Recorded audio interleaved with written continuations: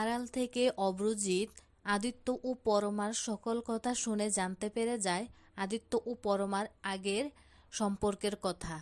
বিস্তারিত জানতে ভিডিওটি সম্পূর্ণ দেখতে থাকুন। অভ্রজিতের মা আদিত্যকে ফোন করে বলে, তুমি কিন্তু এই রিসেপশনে অ্যাটেন্ড করতেই হবে। তোর ওখানকার কাজ শেষ হয়ে গেলে এক্ষুনি রওনা দে, আমি কিন্তু তোর কোনো কথাই শুনবো না।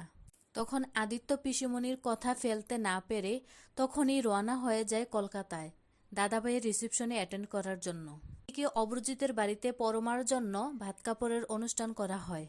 এখানে অভ্রজিৎ ভাত কাপড়ের ডালাটা হাতে নিয়ে পরমার হাতে দিয়ে বলে, আজ থেকে তোমার ভাত কাপড় সকল সুখ দুঃখের দায়িত্ব আমি নিলাম। তখন পরমার মন খারাপ দেখে অভ্রজিৎ তখন মনে মনে বলতে থাকে, পরমার সঙ্গে আমার ভালো করে আড়ালভাবে কথা বলতে হবে।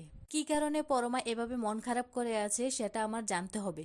এই কথাগুলো ভেবে অভ্রজিৎ পরমার দিকে তাকিয়ে থাকে। ঠিক সেই সময় আদিত্য বাড়িতে ঢোকে। আদিত্য ঢোকা মাত্রই পরমা আদিত্যর দিকে কান্না দৃষ্টিতে তাকিয়ে থাকে।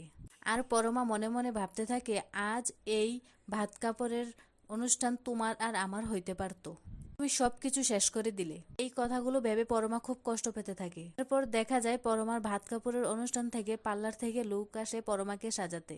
আর ঠিক সেই সময় পরমার রুমের পাশ দিয়ে আদিত্য যেতে লাগলে আদিত্যকে ডাক দেয় পরমা। তখন আদিত্য তার রুমের দিকে এলে পরমা পার্লারের লোকদেরকে বলে, আপনারা একটু পরে আসুন। তখন এই পার্লারের লোকেরা সাথে সাথে বেরিয়ে যায়। আদিত্য আসে। তারপর পরমা আদিত্যর সঙ্গে কান্না করে বলতে থাকে, কেন হলো এমনটা, কেন করলে তুমি আমার সাথে এমন? আজ তো তোমার আমার রিসেপশন হতে পারতো, তোমার আমার বিয়ে হতে পারতো, কেন তুমি সবকিছু শেষ করে দিলে আদিত্য? তুমি তোমার দাদার ভালোবাসা, পরিবারের ভালোবাসার জন্য আমাকে এভাবে তুমি দূরে সরিয়ে দিলে, এটা কিন্তু তুমি ঠিক করলে না। এ বলে পরমা অঝরে কান্না করতে থাকে। তখন আদিত্য বলতে থাকে, এসব কথার আর কোনো মূল্য নেই। আমার দাদা তোমাকে খুব ভালোবাসে, এখন তোমাদের বিয়ে হয়ে গেছে, তোমরা দুজন দুজনকে ভালোবাসো এবং ভালো থেকো। এই কথাগুলো শুনে পরমা সঙ্গে সঙ্গেই বলে ওঠে, না, তুমি তো আমার সব সুখ নষ্ট করে দিয়েছো। আমি তো তোমাকে ভালোবেসে ভালো থাকতে চেয়েছিলাম, কিন্তু আমার এই ভালোবাসার মূল্য তুমি দিলে না।